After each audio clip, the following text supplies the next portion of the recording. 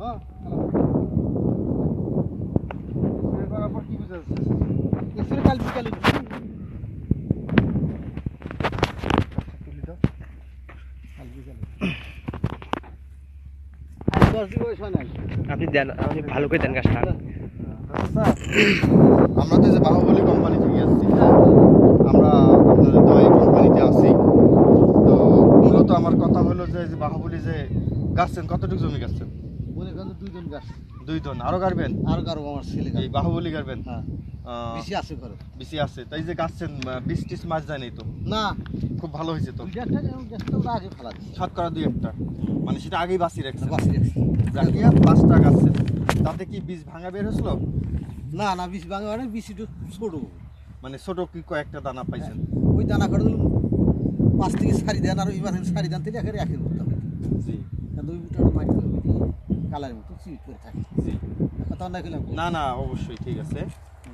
তাই এখন কথা হলো যে বীজ যে গাছছেন, এই যে পুরাটাই না? হ্যাঁ এই পুরাটাই গাছছেন? আরো 10 কেজি কাটবো। আরো 10 কেজি গাড়বেন। তাতে কি মানে আশ্বাস কেমন আপনার এই বাহুবলী বীজটার উপর? বাহুবলী বীজ সাঙ্গের এলাকায় বেহেই নিছে, বেঁকেই নিছে না? গেলবার গাছ ছিল একজন কম করে, তাতে ওরা খুলে না বাহুবলী আয় আছে। জি এখন আমার 5-5 মাইকিং করতেছি, জি আর যে যেটা গাড়ি গাড়ি জি কিন্তু বাহুবলী আগে বেহেই নিছে। জি। তাতে আপনার যে ফল মানে গাছটার কি দেখি আপনার কি মনে হচ্ছে যে আসলে এখন গাছটা মনে করেন যখন মোটা হয় না, সরু হয়, এখন কিছু দূর ঠিক পাওয়া যাবে আচ্ছা, না, গাছ কিন্তু আমাদের চিকন হবে চাচা, বাতাসে না হলে তাই।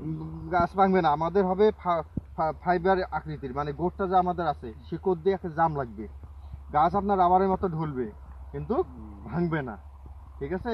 আর গাছ দেখি কিন্তু আমাদের মনে হবে না যে এই গাছে ফলন আল্লাহ দিবে। ফলন আল্লাহ দিক, হ্যাঁ, ঠিক আছে ইনশাল্লাহ।